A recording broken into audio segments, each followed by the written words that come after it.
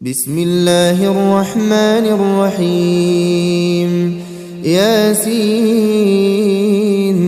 والقرآن الحكيم إنك لمن المرسلين على صراط مستقيم تنزيل العزيز الرحيم لتنذر قوما ما أنذر آباؤهم فهم غافلون لقد حق القول على أكثرهم فهم لا يؤمنون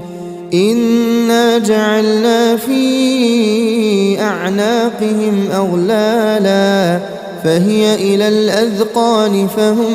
مقمحون وجعلنا من بين أيديهم سدا ومن